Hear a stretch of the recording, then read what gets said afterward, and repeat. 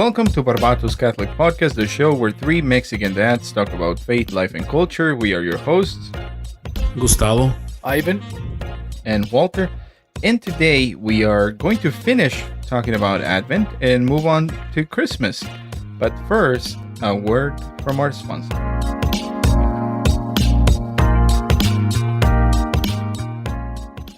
Tacos, tacos, tacos. Now that I have your attention, did you know that hashtag Taco Tuesdays doesn't just have to be on Tuesdays? You can make it hashtag taco every day with Don Taco mobile taco stand. If you're looking for the best tacos in the valley, look no further. Let Don Taco cater your next event. Whether it's a birthday party, baby shower, quinceañera, or a wedding, they will bring you the most delicious tacos with the freshest of ingredients. Do you like tacos de birria? They got them. Tacos de asada? Treat yourself. Tripas, cabeza, guys, they got them. Book them today. Go to dontacocatering.com for more information. You can also follow them on Instagram at dontacomts. And now to the show.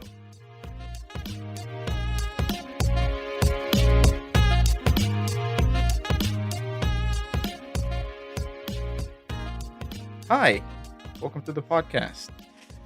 We are so happy to be with you on this week that we are almost celebrating Christmas. By the time that this episode is released, it's going to be Tuesday, December 21st, which is still the fourth week of Advent, but you know, very close to Christmas.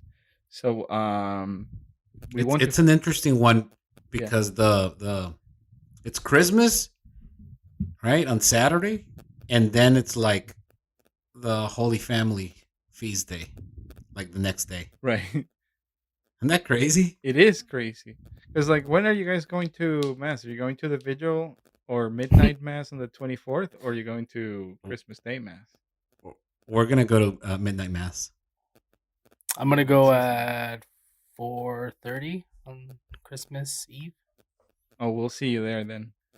Because, yeah, there's no way that we can get all the children. I mean, that might be a good idea because they might all be asleep. Or it could be really good or really big disaster. You know what? I don't think we've ever taken the kids to Saturday evening Mass. So I don't know how they would act.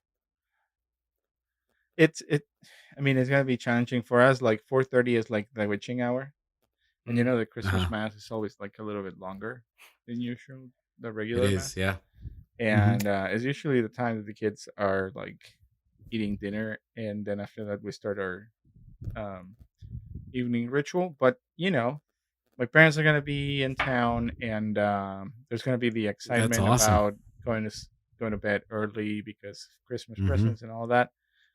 So it should be fine. It should be fine. I don't know about you guys, but one of the things that I'm really excited about Christmas Eve is tamales because Mexican. Yeah. But, racist. What? Nothing. It's the same, but Mexican.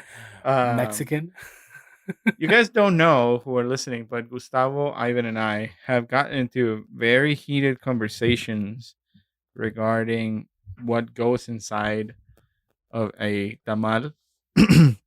Mainly because tamales are like tacos, I guess, in Mexico. Like if you drive 2 hours in any direction across the beautiful country that it is Mexico, you're going to find different renditions of the same dish.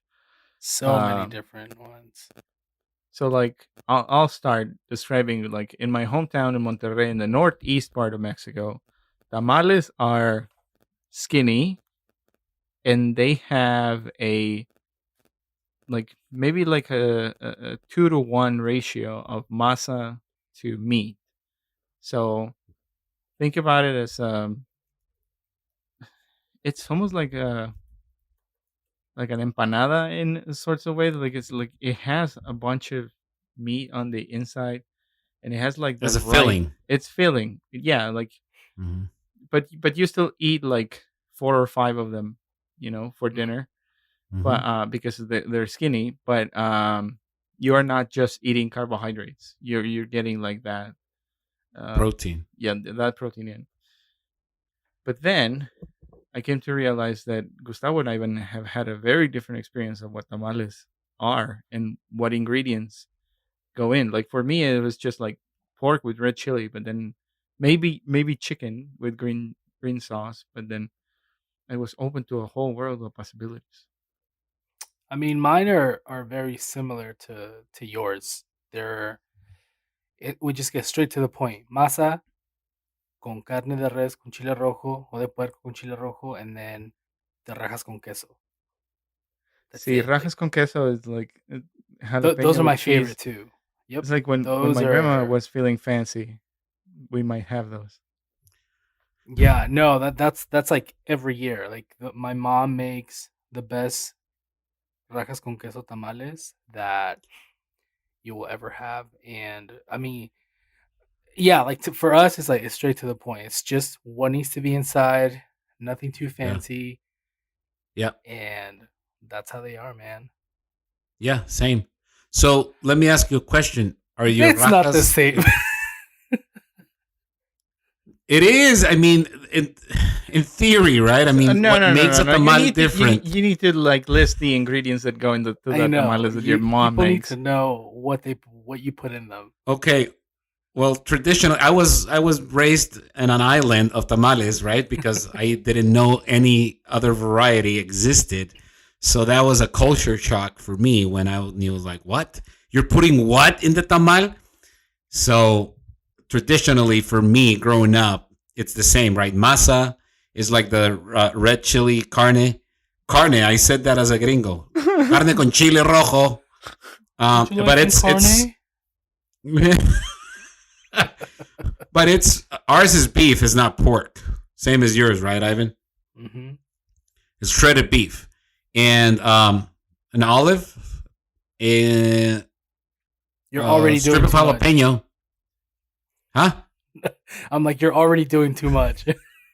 An olive, a strip of jalapeno, and a raisin. That's the one that kind of like flipped you guys over. Yeah. Why?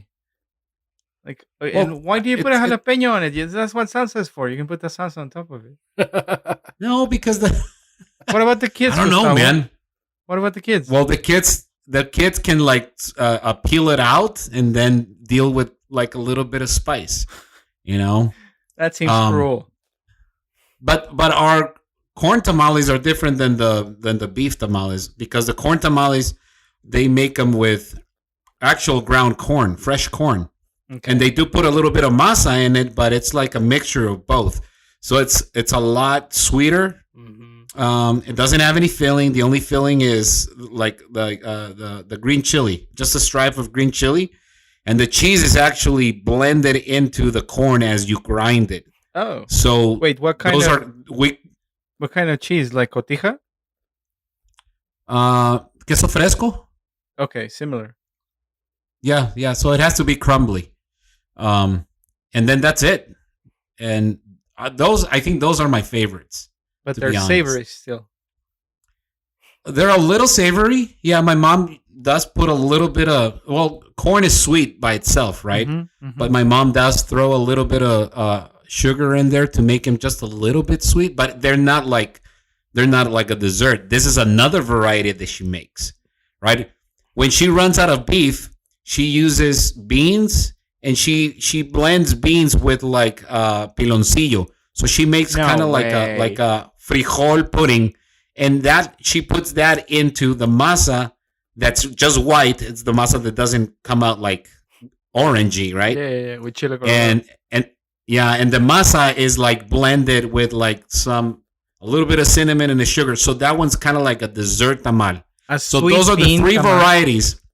Those are the three varieties. I hate those, by the way. I do not like them till this day. I cannot stomach them. But those are the three variety of tamal that I grew up with. See, my grandma would be like the red pork tamales, the chicken with peas and carrots and green salsa, and then beans. Beans tamales would be like it's like, ¿todavía tienes hambre? Hay tamales de frijoles. It's like the bonus. You're still hungry. There's bean tamales. And then what you can have is una guajolota. What is that? We told you what a guajolota is. We told you it's a tamal sandwich. You get a bolillo, and then you put the tamal inside the bolillo, and dude, it's so good. It's the Mexican energy bar. I'm on board, dude. You can. Coming back to your ratio, though. Coming back to your ratio, I think that one we do have in common is like 2-1. The tamales that we've encountered here in the valley, they're like 27-1 because they're like so thick. And I think there needs to be a balance. There needs to be like some consistency in your bites. Yeah. If you're eating only masa, then it gets a little stale and a little dry. I mean, not to throw shade on people from Mexico City like my comadre, but Mexico City is like, it's like all masa. They put like a spoonful of sauce and maybe 3 bits of meat, and that's your tamal. Like, it's more volume. There is like quantity over quality. Yeah. There, I said it. But they're still enjoyable. It doesn't fighting words. I mean, I still ate like 2 of them when I went to Olivia's baptism before I had a huge plate of pozole.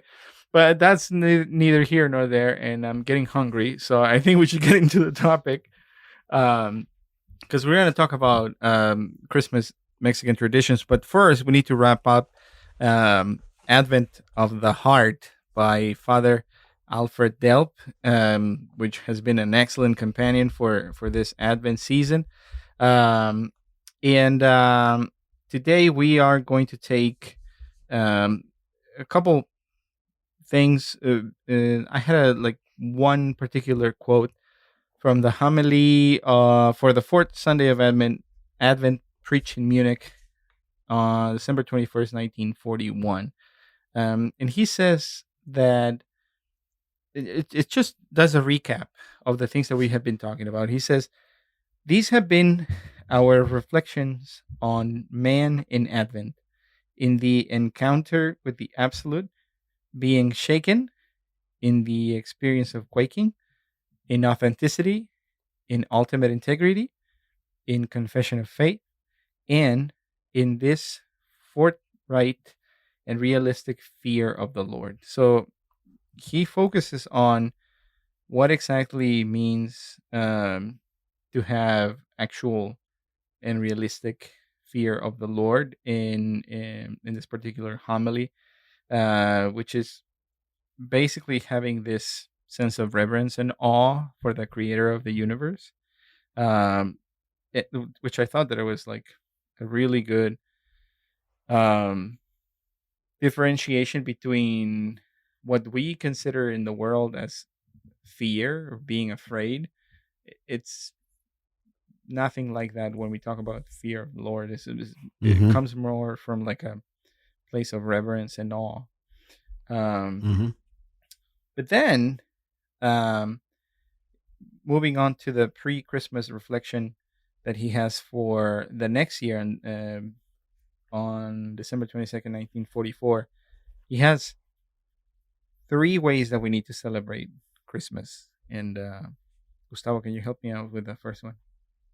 Sure thing. So the first way that Father Delp says that we need to celebrate Christmas is, number 1, by recalling a historical event. There's a reason why we have BC and AD.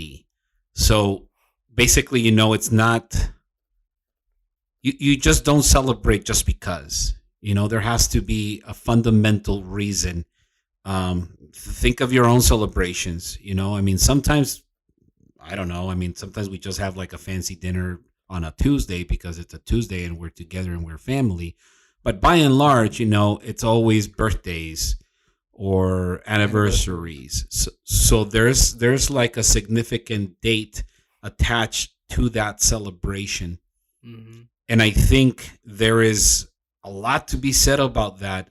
And again, I keep harking back to what we're living today, in today's culture, is that the sense of celebration is just like we're celebrating literally anything right now, and there's always an excuse to get drunk. You know what I mean? Essentially, but as Father Delp says it, there's a reason why we have BC and AD. The birth of that's Christ. Actually my note. That's not in the book. Oh, there you go. I mean, by recalling that historical event, right? I mean, good note, by the way, because it could totally fit within this book, because there is no bigger historical event, particularly for us as Catholics, as the birth of Christ. You Absolutely. Know, so for sure we're gonna celebrate. And what I liked about this book, this journey of the 4 weeks, the 4 episodes that we've been doing up until now, is, like I've said in previous episodes, that it really puts Advent in a different context than just waiting to open gifts or waiting to celebrate the birth of Christ, but it really gives you a different dimension of what Advent is. Advent of the heart, title of the book, that's a lifestyle. We should always be in expectation of God, because you know what? God is always looking for us and always searching for us. So that historical event, no greater than the birth of Christ. Yeah, I mean, have you seen that some colleges now are starting to say BCE, like before Common Era? Oh yeah, I did see that. And it's very funny because there's memes about it. It's like, before the event, wink, wink, stump, stump. And it was like, what is a Common Era? It's like, oh, yeah, after the birth of like someone. Yeah, I mean, there's no erasing it. As much as they try, there's just no erasing it. You know? They can change the name of it, but it's the event. It's when God took on humanity and was like walking the earth just like us. So yeah, gotta remember that. Yeah. All right, let's move on to the second point. The second point is within all of the foregoing, a great mystery, which is the mysterium, is hidden. Something happens between heaven and earth that passes all understanding. And it's so crazy to think about. We're waiting for this incredible event that's about to take place.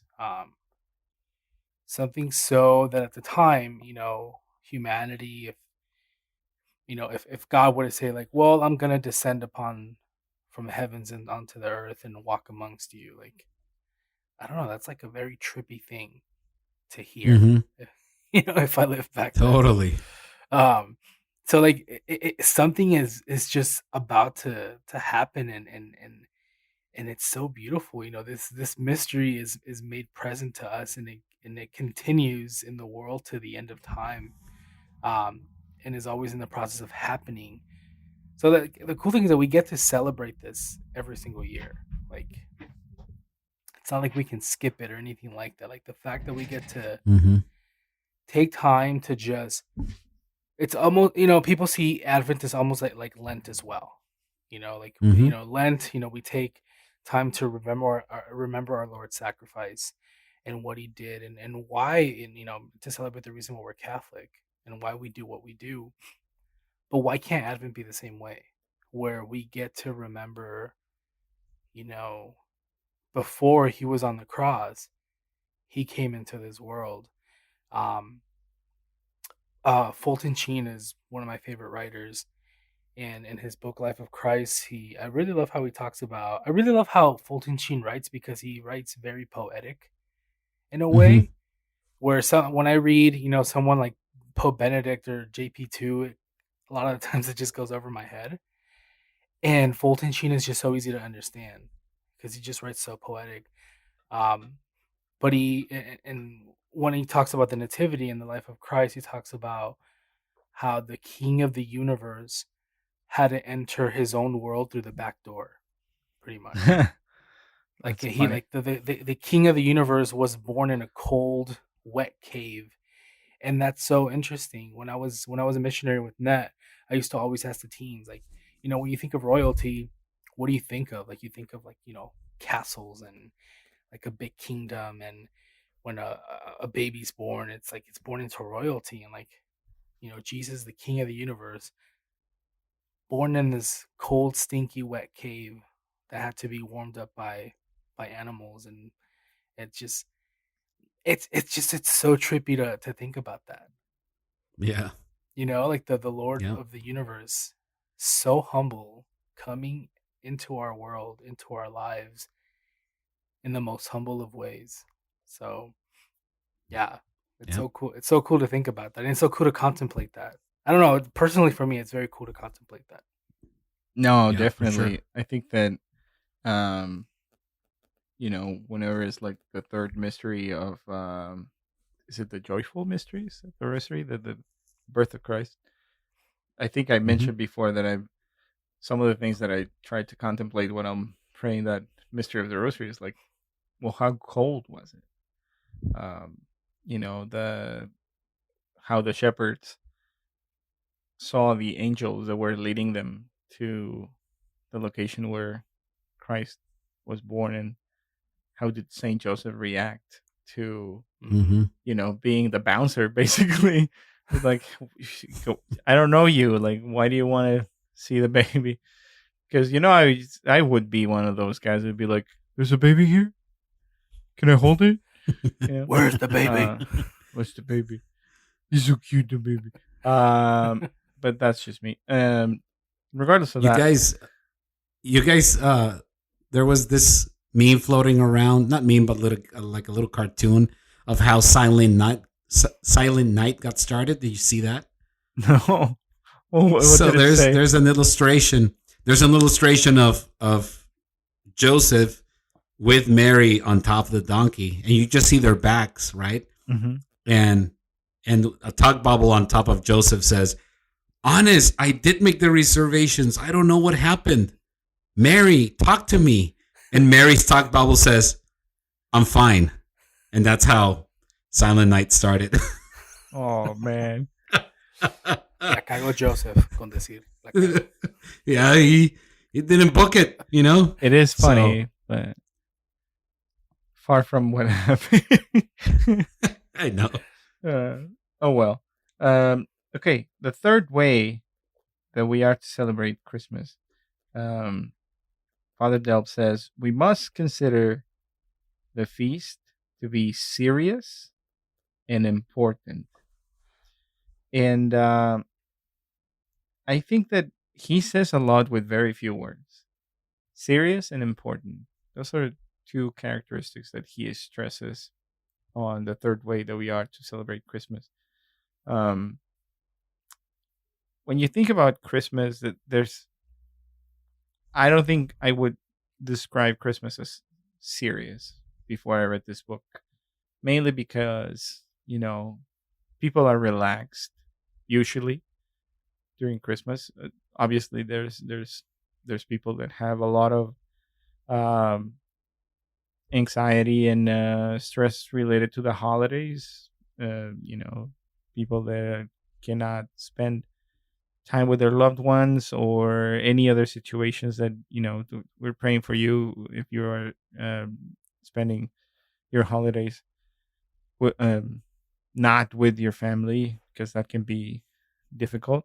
But for the most part, I think most people can associate Christmas with a time of like merriment and enjoyment, and being off work, and relaxation, and the cookies, Family. and the food, and the drinking, and not necessarily taking it serious, because the presents and the games and all these things that are happening around it can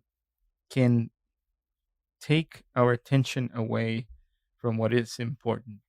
And just building upon the two previous ways, we have this mystery, this historical event that is important. It is important because it is a before and after in the history of our world, that our Savior came into the world. So that should be a good enough reason for us to be taking this as something serious, as something important. Um, in that regards, like going to mass on Christmas, but not only on Christmas, going to mass every Sunday, as it is our Sunday obligation, but most importantly, during this time where we celebrate the birth of our Lord. Um, so I don't know what you guys think about these two specific attributes that Father Delp says about serious and important. Do you guys have any comment on that? Well, it's serious because there's a huge significance to it. It's not something to be taken lightly, essentially. It's not something that, okay, let's, happy birthday, Jesus, and let's open presents, or dig in, the happy birthday, Jesus, let's eat, no, let's make Christ the center of our celebration, because that should be the source for all of our joy, and it's different when you're a kid, right? But as you grow, as you become a man, or a woman, and whatever your case might be, right? It's important that we keep in perspective what Christmas is really about.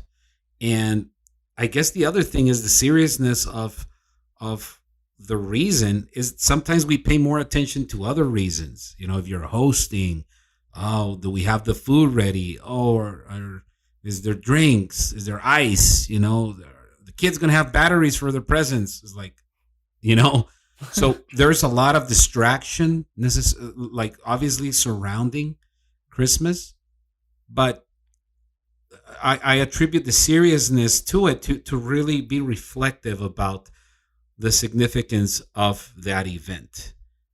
Yeah. So and then the seriousness, and what was the other one? I'm sorry. That is important. Yeah. I mean, that goes without saying, right? It's important because God became man. He dwelt among us. As Ivan said, he came through the back door. So, and that kind of like set the tone for humanity moving forward. So those are my 2 cents on the topic. No, I think it's very similar like that for me as well. I think we can all get, and I mean, I'm guilty of it, especially when I was growing up, that we can all get caught up in the aspect of the gift giving and what I'm getting, and like, crap, it's the 23rd, I'm not done buying presents and things like that. Mm-hmm. That we really forget about what, like, it's as cliche as it sounds, like he's the reason for the season. That whole thing. Yeah. But in a way, it's true. Not in a way, it is true. But just we need to believe that it is true instead of just like saying it. Exactly. So I think this year we're doing things a little bit differently. We really want to really enter into the fact that we're receiving the Lord, like He's coming into our world. We're receiving Him into our hearts. Christmas Eve, like, I think we're gonna go to mass, and I think this is the first year that we're actually not gonna like party hard. Mainly because the girls are still too young, and they're gonna get tired by like 8 o'clock. They're tired. Like, we're not gonna go somewhere and then have them be grumpy, and we just don't want to do that. But instead, like, we want to be like, okay, let's go to mass and just stay home, and then like in the morning we'll wake up and we'll do presents, and but before that, like, we really want to pray with the girls. But we really want to be intentional like that with them, to show them that example of, because then we go with family and it's just presents and presents and presents, but like, no, it's a different vibe. Absolutely, it is a different vibe, but no, I agree with you, Gustavo, that we can totally forget the real meaning of it, and we just have to kind of take a step back and actually look at why we're doing it. Mm-hmm. Father Delp goes on to say that it goes like hand in hand with what we have been discussing. He says that we are not celebrating some children's holiday, but rather the fact that God has spoken his ultimate word to the world. Christ is the ultimate word of God to the world. So that has kind of like in a nutshell the summary of why this is important. Um, and then he moves on to say some sort of like exhortations of what we should do for this particular season that we're going into. This is, remember that we're going into the Christmas season. It's not just Christmas Day. We're probably gonna make an episode on the 12 days of Christmas at some point. Uh, and some of the things that we need to remember or aspire to during this upcoming Christmas season is, he says, may we impart the goodness. And this basically comes from us receiving this mysterium, this goodness that it is the birth of Christ, birth of Christ in our hearts. That we who are giving the baby Jesus a dwelling in our hearts, may we impart that goodness to others, which I think is very, very important, especially the way that we are to each other right now, where everybody is like going about their business and not really taking Mm-hmm. care of other people, outside of like their people that are their friends and family. Um, he also says, may we attend to humanity again and witness to the lordship of God again, and know of his grace and mercy, and have gentle hands for other people again. Um, you have to also take into consideration the time period that he was writing this. It's like Mm-hmm. 1942, right? And he is in Germany, and Nazism is rampant. So there is this sense of my way or the highway, based on the totalitarian regime that he was living under, and preaching to people that are Catholics in Germany to remember, uh, to have gentle hands for other people. To me, it sounds like it's kind of like bone chilling. But that's totally applicable to today. That's the other thing about this book. It could have been written, like I said, last year. There's so much of that going on now.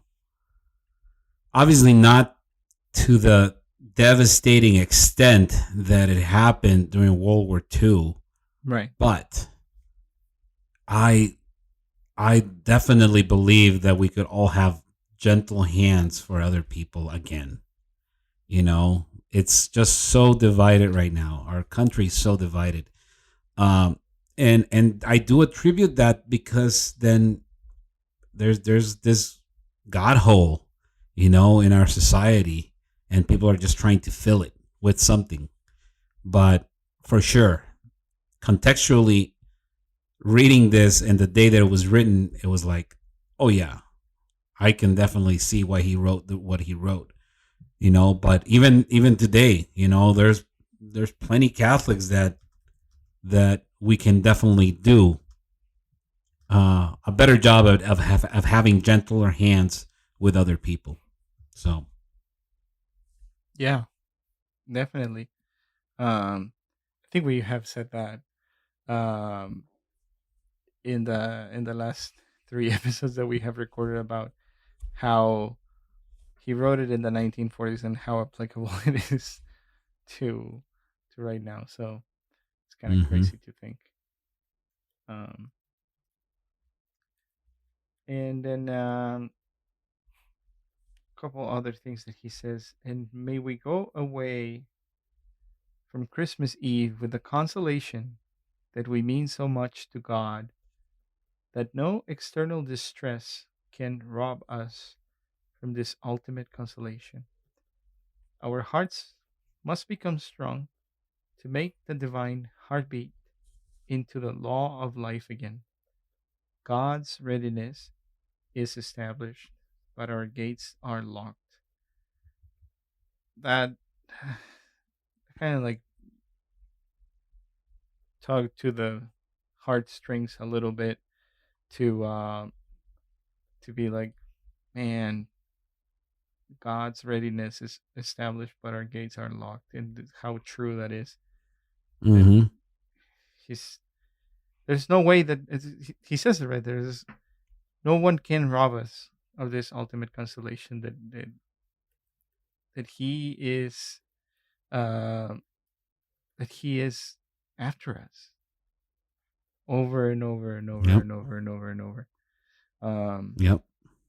And it's just like mind-boggling to keep thinking that it's like, okay, we keep messing up, but he keeps like wanting to come after us. Like, no, you're broken, but I made you, and I want you.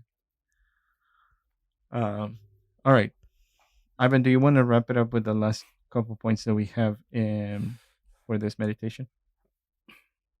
Yeah.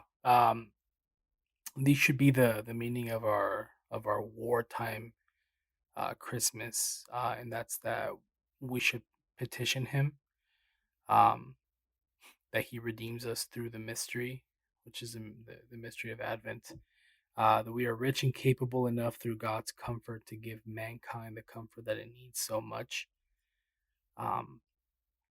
that we go away from the celebration as great comforters, as the great knowers, the great blessed ones who know what it means to be consoled by God. Which puts it so beautifully. Like, how do we remember how to really get the best out of Advent? So, yeah, just to finish it on that point, I think it's really cool. Yeah, as much as this book has been kind of like bittersweet, right? It has had like very sad parts, but very hopeful parts. Mm-hmm. So yeah.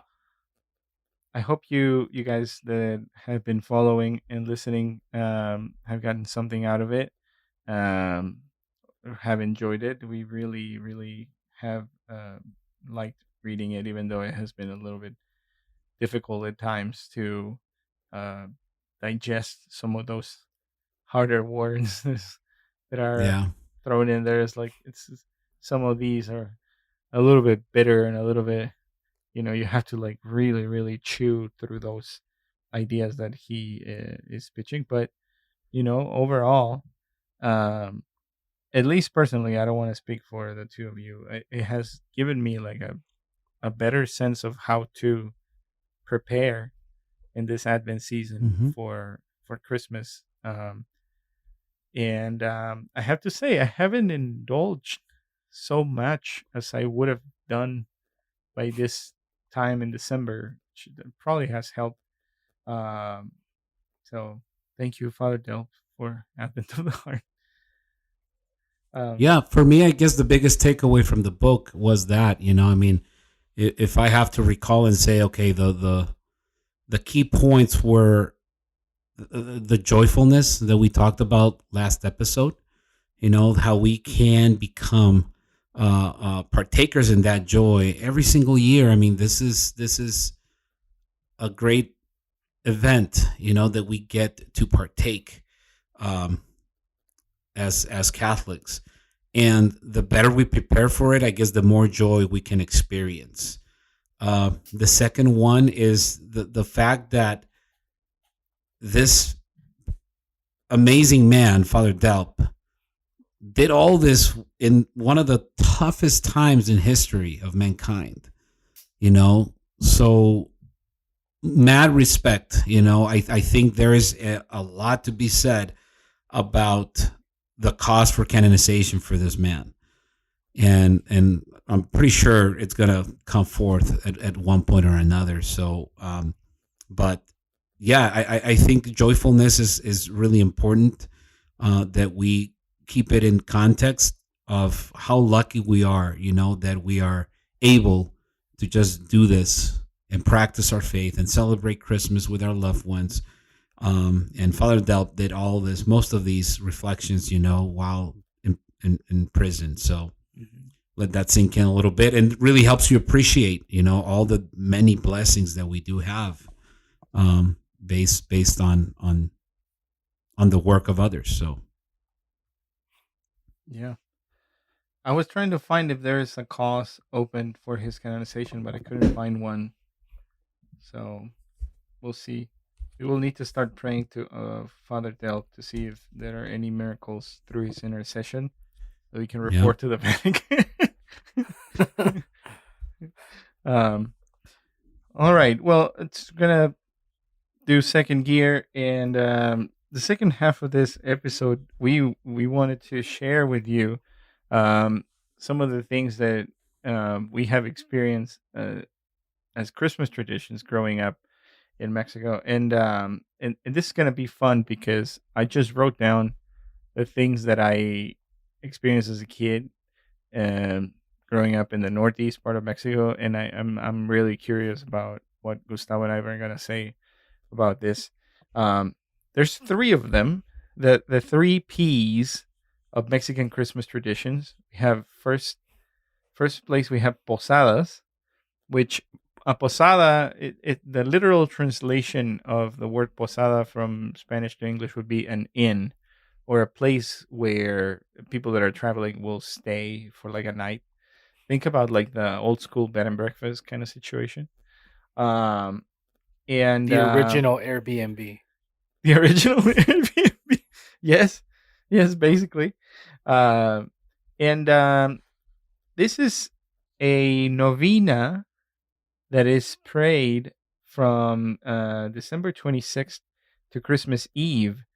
And usually the whole block is involved in this kind of celebrations. It's like 9 days of these posadas, where you have the peregrinos, or the pilgrims, which are basically Jesus, Mary, and Joseph, asking for a room at the different inns or houses by singing the different canticles that are for the posadas. So this is where I'm going to stop first. It's like asking Gustavo and Ivan if you ever sang those canticles for asking for posada. For sure. I mean, if you're Mexican and you've never done posadas, are you really Mexican? Right? It's like if you're Mexican, you don't have a rosary hanging from your rearview mirror in your car.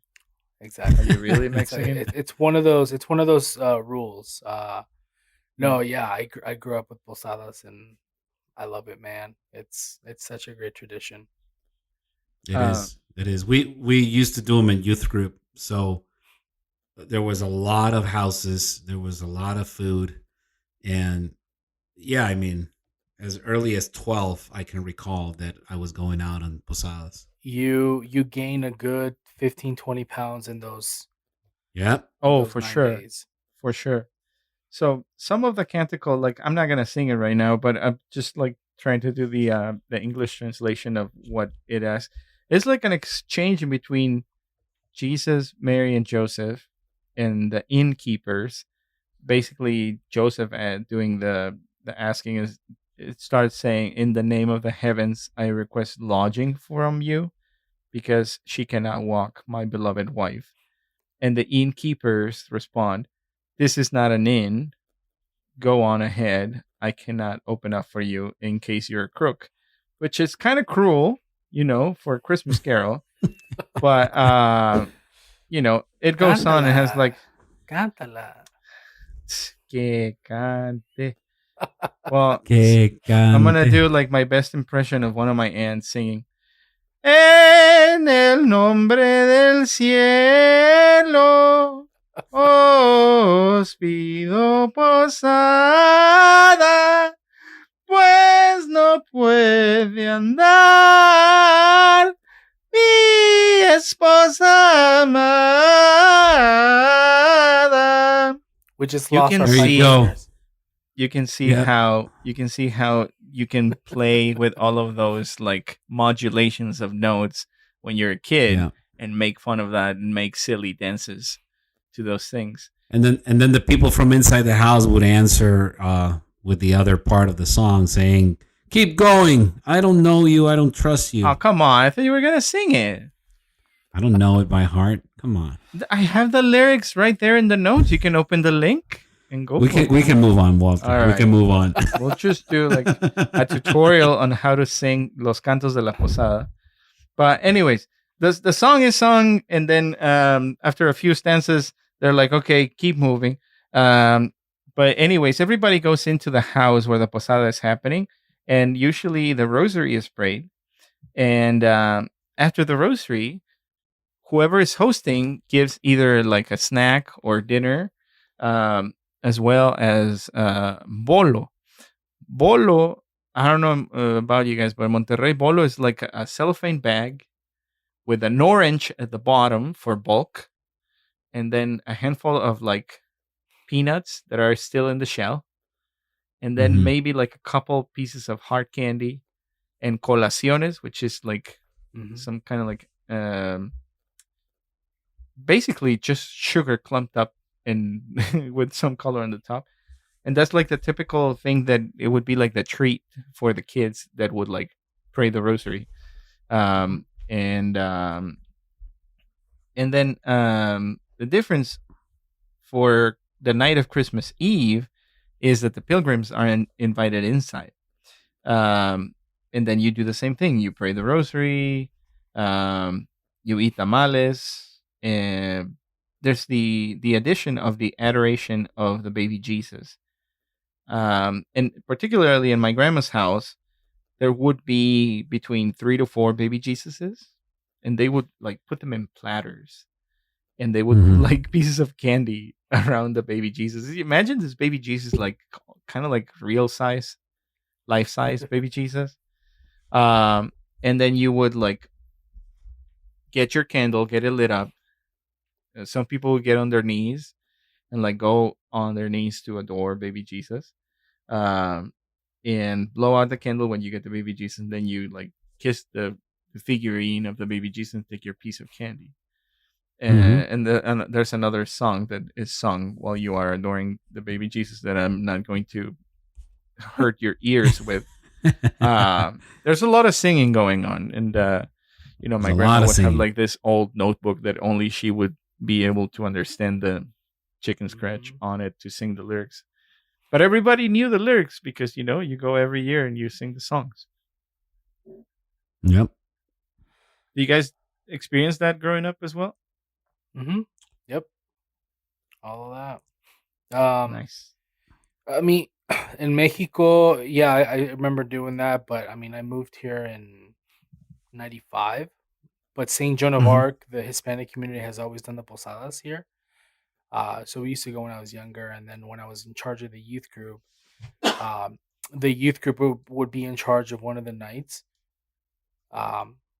So it's yeah, man, I love the Posadas. It's such a great tradition and so much good food, and I love it. Nice. Yeah, I didn't know that St. John of Arc had it. We might check it out, but committing to like 9 straight days, it's kind of, it takes a lot of coordination and logistics, like who's going to who and whatnot. However, moving on to the second tradition, the second P of the Mexican traditions for Christmas is piñatas. And piñatas, they're kind of ubiquitous, at least in the U.S. They're kind of an icon of Mexican culture, kind of what we are known for, other than tacos. And then, would you know that we have piñatas because of the Catholic Church? So thank you, Catholic Church, for piñatas. There is a Mexican Catholic interpretation of the piñata, and it basically rests on the struggle of man or humanhood or human beings against the temptation. Usually a piñata has 7 points that represent the 7 deadly sins. and then they would be made with a clay pot in the middle that would represent evil, and then the seasonal fruit and candy inside would be the temptations of evil. So the person with the stick gets blindfolded to represent faith, because blind faith, and then they would turn you around, singing and shouting, to represent the disorientation that temptation creates. Some people would turn you 33 times for each year of Christ's life, which I think it's a little bit exaggerated. You're not gonna know. It's a little excessive. Yeah, up is down, down is up, and the other way around. But all of these things were used as a catechism, basically by Franciscan friars in Mexico that were trying to educate the indigenous Mexicans to know more about the Christian faith. And as the participants beat on the piñata, this is supposed to represent the struggle against temptation. And then when the piñata breaks, the treats inside then represent the rewards of keeping the faith. So it's now you see Buzz Lightyear and Woody piñatas, but the original ones, the OG piñatas, are going to be the ones with the 7 spikes. Points. Mm-hmm. It's an art form. Piñatas is an art form. Yeah. Did you remember?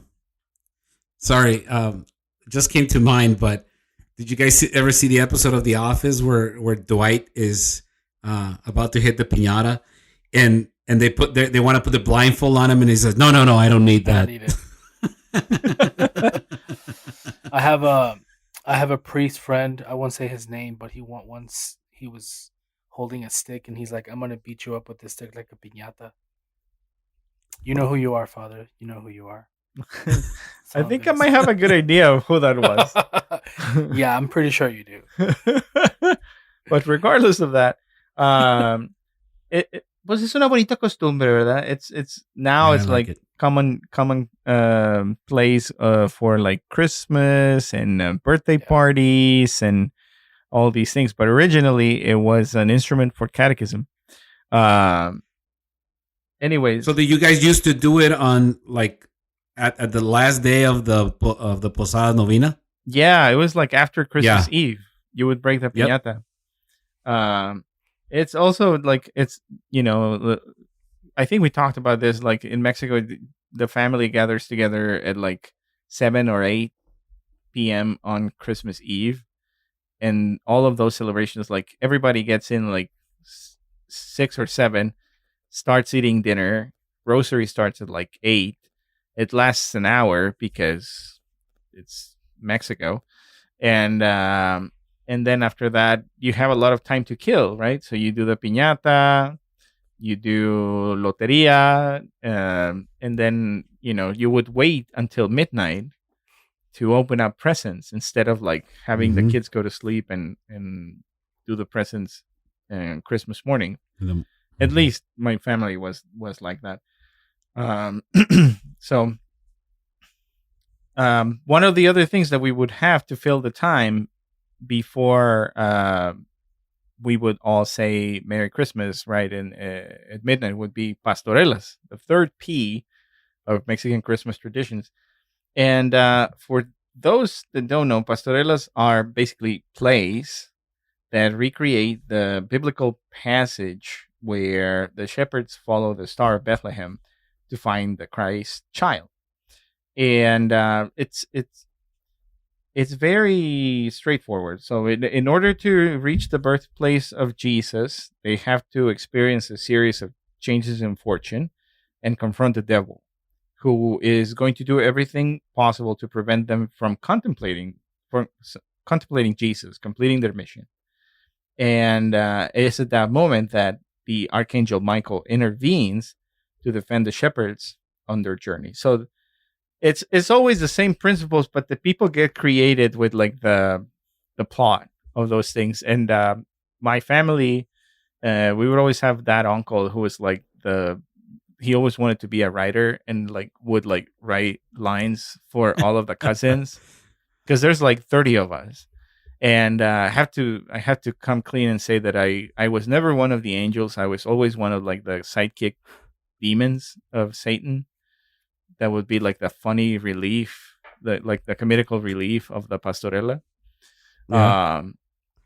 So it's a fun time. I think it's a good thing to do as a family, to do like that recreation of the shepherd's struggle. I was in it once, and I was one of the shepherds.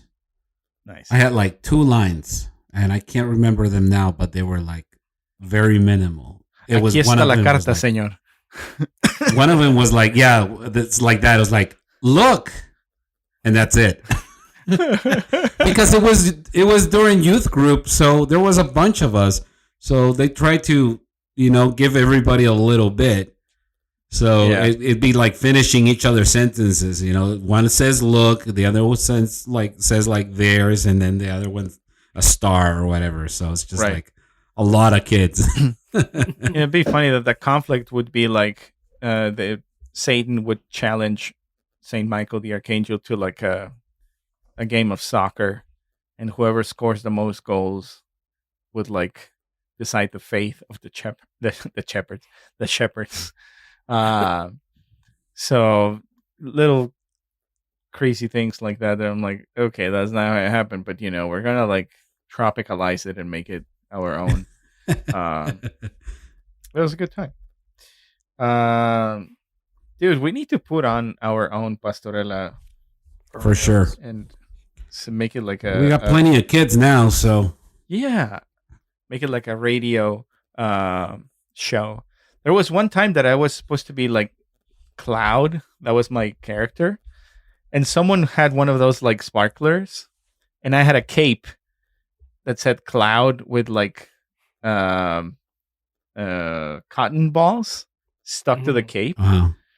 Well, one of my cousins stood too close to me with the sparkler. Oh, no. And the cape caught on fire. Everybody was like, ah! So that was the Christmas Eve that I almost caught on fire. I lived to tell the story. And now that's the story that everybody remembers. Remember that one time Walter almost caught on fire? Well, you know what they always remember is that my birthday is on Christmas Day, same as the big boss upstairs. So they would always be like at midnight on Christmas Eve. They would be like, Merry Christmas, everybody. And then like maybe 2 minutes into like everybody hugging each other, wishing each other Merry Christmas, somebody would be like invariably, oh, and it's Walter's birthday too. So everybody would be like, happy birthday, and that's why Deanna threw me a surprise birthday party in June. There you go. So I would be like actually very surprised to have a birthday party in 6 months before my birthday. So they always remembered me crying because I would get like so overwhelmed by everybody wishing me a happy birthday. Like I would be so loved by my family that I would like start crying. So everybody's like, pinche llorón, seas maricón, güey. That tells you, like, for those who know Spanish, it's like how mean my family would be at times, but they were not that mean. It was just be like, remember, he would cry. He would cry like a lot. Punches. We don't hold punches in Mexican tradition. Yeah, everyone's fair game. It's like, but she's 2 years old. She's fair game. Aguántate. Aguántate. You laugh. O te doy otro. Yes, exactly. Oh man, that sounds so bad. Everybody's gonna be like, I don't want to go to Posadas anymore. I know. They're gonna make fun of me. Being Mexican sucks. Yeah, they're like the meanest. But it's beautiful though. Yeah, they scarred us enough for us to be funny, which I think it's a progress. Okay, so while you are Googling what are the canonicals for the Posadas, we want to thank you for listening to this episode of Barbatus Catholic Podcast, the show where 3 Mexican dads talk about faith, life, and culture. If you like the podcast or got something out of this episode, please share it with your friends and family. Subscribe, like, comment, rate, and review if you haven't. If you're feeling extra generous, you can buy us a coffee. Go to buymeacoffee.com/Barbatus and follow the instructions. If you buy us a coffee, you automatically get a shout out. And if you don't like the podcast, well, just keep it to yourself and let others make their own mistakes. You can find the show notes for this episode at barbatuscatholicpodcast.com. Social media, we are on Instagram at Barbatus Catholic Podcast. From the three of us, we want to wish you a very Merry Christmas. From our families to yours, that the child Christ may have a fine dwelling in all of your hearts. And remember that Christmas is not just one day. It goes on for a little bit. So let's savor that. Let's not rush into all of the partying. And yeah, bless us, Casey. Pray for us. Until the next time.